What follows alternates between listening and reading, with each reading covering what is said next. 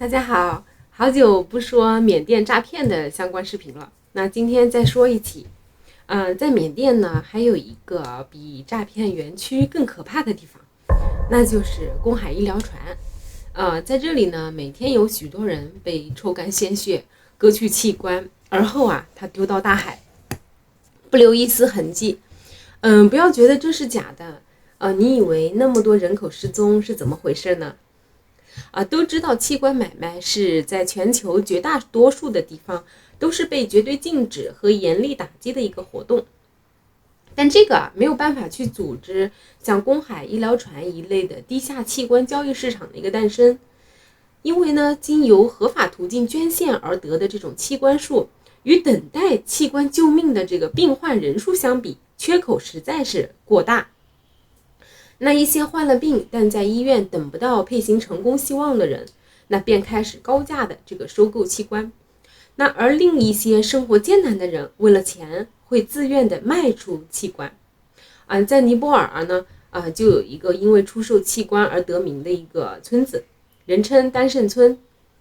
其实它的本名叫豪克斯村，因为这里的这个自然条件太过恶劣，人们难以生存下去，只好去卖肾救急，所以全村的所有人都只剩下一个肾。那开始今天的节目之前，欢迎大家订阅我的 YouTube 频道，打开小铃铛，才不会错过更多精彩内容哦。那接着说那然而有的买卖呢就会有杀害。这种器官交易日渐的壮大，如今已经形成了一个完整的黑色产业链。不仅要人的肾，而且还要人的命。通常在医院接受一场肾脏移植手术，只需要花费几万块钱的医疗费用。那因为肾脏它是捐献而来的，但是在黑市，一个肾脏可以卖到近200万元，有时还会通过竞拍的方式卖出，价格就会更高。这是美国一家权威网站曾经根据黑市的这个器官售卖情况，发布了一张人体器官价目表，并且呢，他们的调查结果表明，除了肝、肾、心脏等器官，人身体的这个牙齿、头皮等部位在黑市上同样有人去买卖。而且全球知名的几大器官交易市场中，那就有缅甸。大家都知道缅甸当下被讨论最多的话题呢，就是电信诈骗无论是在缅北还是在缅东，这个电诈园始终是人们一个摆脱不掉的一个存在。那一旦被骗进这个电诈园区，人就会成了猪仔，必须持续的去帮助园区的头目去做陷阱诈骗钱财。那如果不听话，猪仔立刻就会遭到毒打，还将面临这个电击关、水牢等酷刑。可事实上呢，那缅甸公海上的这个医疗船比诈骗园区还要恐怖得多。因为待在电诈园区的这个猪仔至少还能有命活着，但一旦是到了这个公海医疗船上，他们便会被残忍的去割去器官，必死无疑，而且死得极其痛苦。那可想而知，公海医疗船究竟有多么的可怕。它的四周呢都是漂浮着这种起落的这个尸体周围常年也都是这个泛红的海水。因为它的神秘呢，很多人将这些船称之为幽灵船。而事实上，这些船最大的特点不在于神秘，而在于恐怖。在缅甸的这个黑话中，除了有猪仔，还有舌头。那而缅甸的舌头实际上将华人和中国人从外面的这个拐骗到缅甸，然后再去卖给这个电诈的园区、公海医疗船、黑矿等地方的这样的一个中介。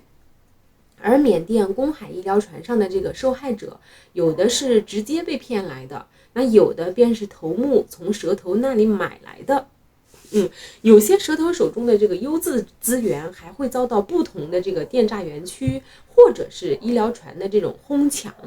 那此外，在电诈园区无法开单挣钱或者是逃跑未遂的猪仔，也会将被转卖到这个医疗船。根据统计呢，每年都会有3000多人被电诈园区转卖到这个公海医疗船的这种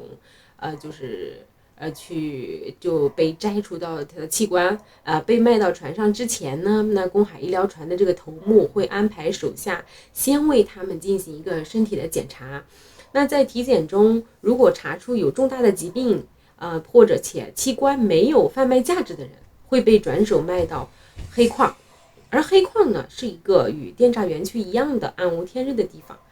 被卖到这里的人需要在恶劣的环境中从事一个繁重的体力直到累死或者说病死。事实上呢，这3个地方都是吃人不吐骨头的这种魔窟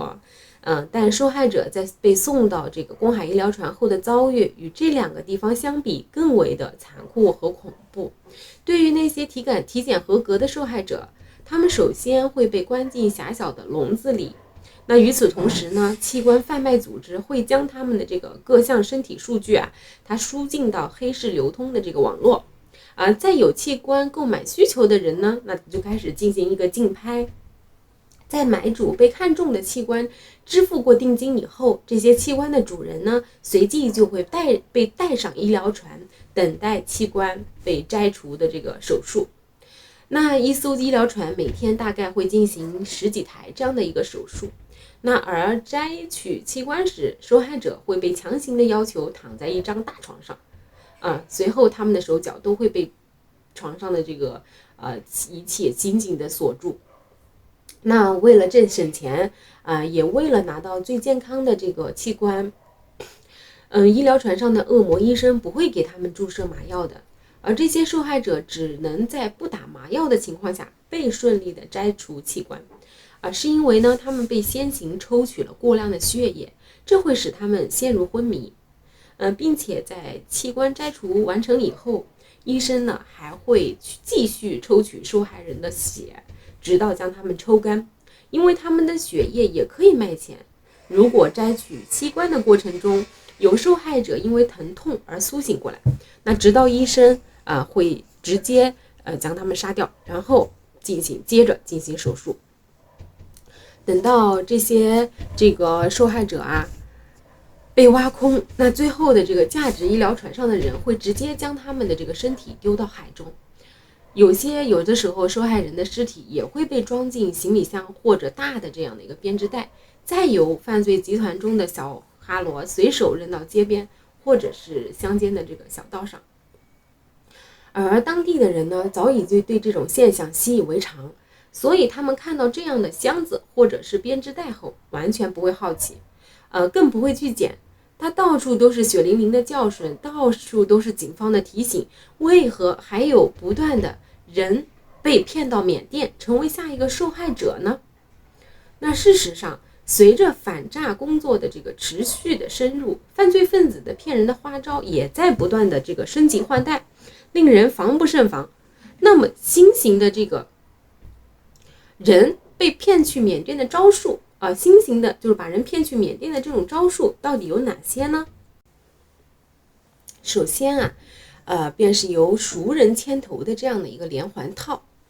这种情况下，通常是一些人不小心成为了缅甸骗局的一个受害者后，那为了使自己去解套，他们向犯罪集团提出，那我就是拉几个新人进来，把自己再换出去。而他们这种在短时间内可以拉到的新人，主要呢就是自己的同学和朋友。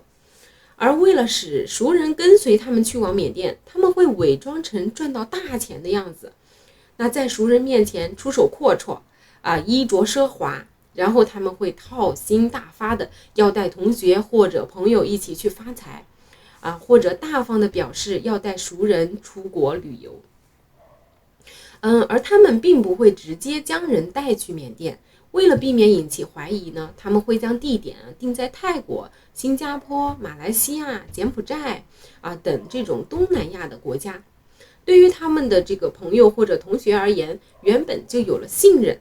再加上目的地并不是缅甸，很容易就会让人掉以轻心。那实际上呢，犯罪集团的人早就在约定好的这个国家等待，人一落地，他们立刻会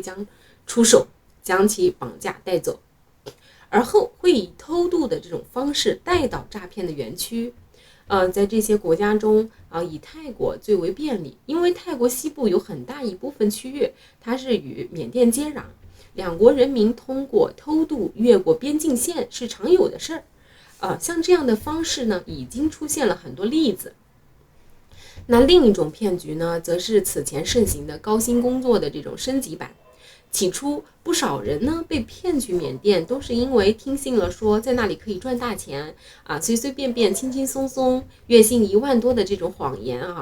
那如今人们在看到这些广告的时候，首先就会想到公安机关的警告，天上不会掉馅饼，因此他不会再轻信。那而犯罪分子新制造的这种陷阱呢，却能让人不知不觉就受骗，连警惕性极强的人都难以察觉。那在这种骗术当中犯罪分子先用一个合法的程序注册一个公司，然后以交五险一金保证双休不加班工资中上的这个待遇招收员工不再是赤裸裸的这种高薪诱惑，并且呢其他的条件在当下的这个就业市场中也颇为让人心动，那自然会有相当数量的员工在不知情中加入了公司。那而犯罪分子呢，会在公司运转一段时间后，以团建为由，将所有人集中到新马泰等国去度假这个例子网上都有，大家也可以去搜一下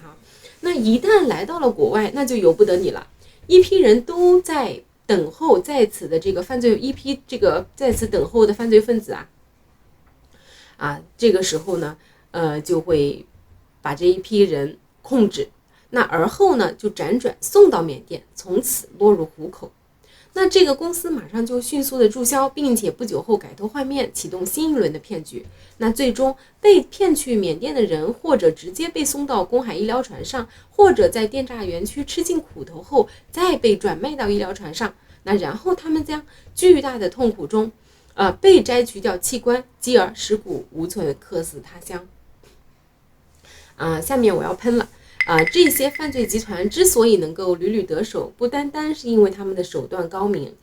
更因为整个社会对这一个问题的麻木与放任。合法公司注册的流程成为了他们的保护伞，换个角度来讲，也是缺乏国际监管的一个灰色的地带